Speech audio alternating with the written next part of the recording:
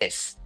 The full force of British law will be applied to this individual, and we will take steps to prevent this from ever happening again, including revising our incredibly lenient approach to mass migration, the whole agenda which provides protection for these individuals rather than protection for civil society in this country.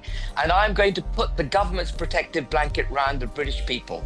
Do not fear. This is a wake-up call for the government, and we will change direction in the way we govern our country. Ladies and gentlemen, buckle up, because today we're going to the circus that is British politics. It's a world where ambition knows no bounds, logic is optional, and sometimes the most sensible people somehow end up on the sidelines. Ben Habib, the very man who once stood tall as the co-deputy leader of Reform UK, only to leave the party. Such a shame, isn't it? But before we get into why Habib should have stayed in Reform UK and why Labour's handling of the economy and frankly everything else is a disaster, let's take a quick look at the political circus that's unfolding before our very eyes. Ben Habib bashed the Labours on live TV recently, and it has caused a lot of stir. And the real takeaways here for me are that we have undoubtedly, in my view, a politicized criminal justice system. The way the truth must have been known to the Prime Minister. The truth of the crime would not have affected at all the judicial process. Some aspects of the crime eventually came out, the fact that he was in possession of ricin and Al-Qaeda workbooks, but it took months for that to come out. The Crown Prosecution Service asked the police to keep some of the evidence secret, and the Prime Minister actually went on record and again deflected people from the truth, describing this individual as a Welshman, which colloquially to any sensible minded person conjures up an image of a farmer at peace with his sheep, somewhere out in the rural parts of Wales. A damning example of what happens when leadership is all talk and no trousers. The details are grim, the outcome worse, and yet somehow Starmer and his Labour colleagues managed to make it all about political posturing.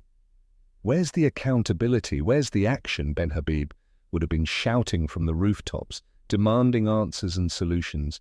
Instead, we have Starmer mumbling about inquiries and investigations, which, let's be honest, is just code for, let's wait until everyone forgets about this.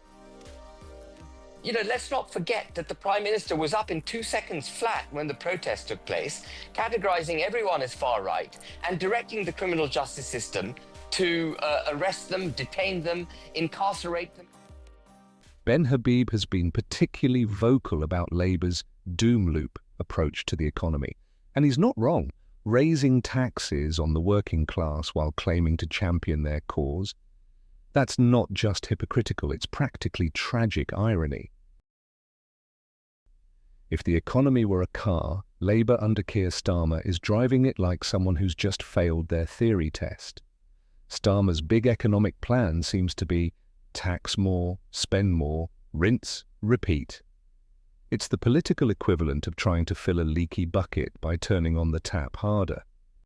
How can we trust anything that Rachel Reeves says when, on one hand, there was evidence last week in this article in the Times that 10,000 millionaires left the UK in 2024. What would Reeves say to them? She disputes the figures but highlights plans for more visas for highly skilled migrants. The fact is that we're going to see a U-turn on that particular policy, it would appear, from reports coming out. Yeah. And then she says, in this article, she says, the tax rises in the budget were a necessity. There will be no going back. It's not possible to back down on these things. Now, let's get to the meat of the issue. Keir Starmer is not the right fit for Britain. There, I said it. He's the political equivalent of a lukewarm cup of tea, neither refreshing nor satisfying, but somehow always there. For starters, his lack of decisiveness is staggering.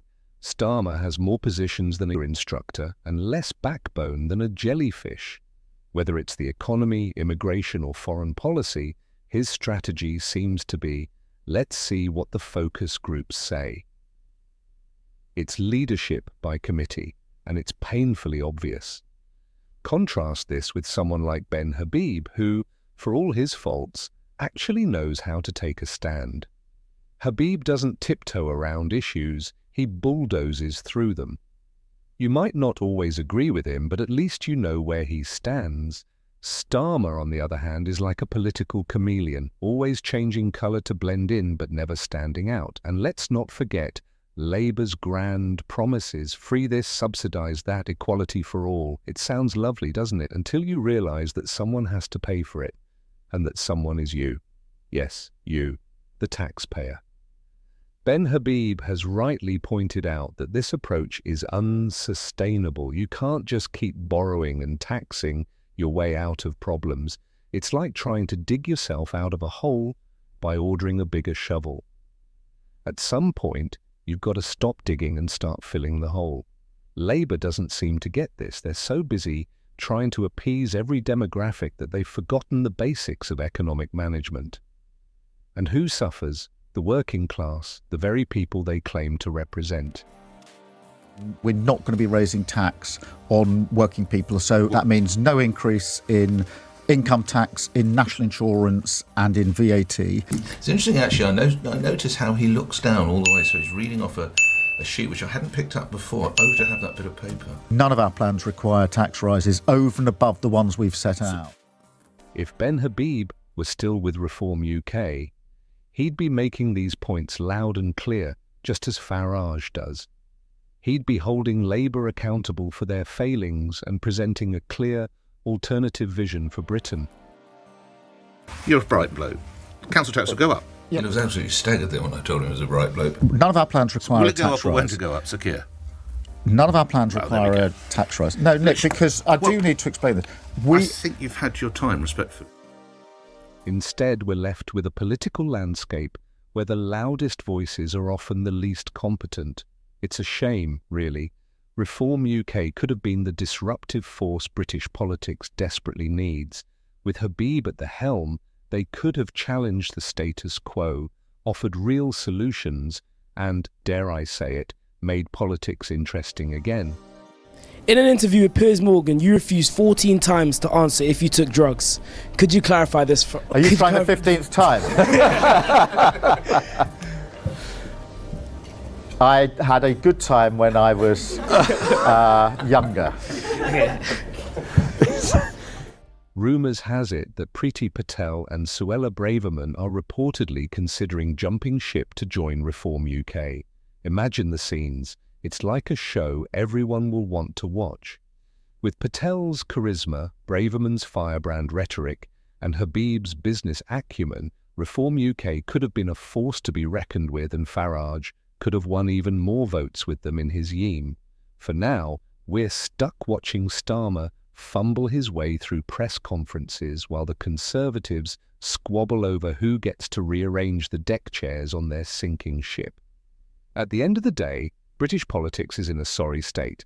Labour is out of touch, the Conservatives are out of ideas, and Reform UK is taking over. Thank you for tuning in, and remember, British politics might be a circus, but at least the tickets are free. See you next time.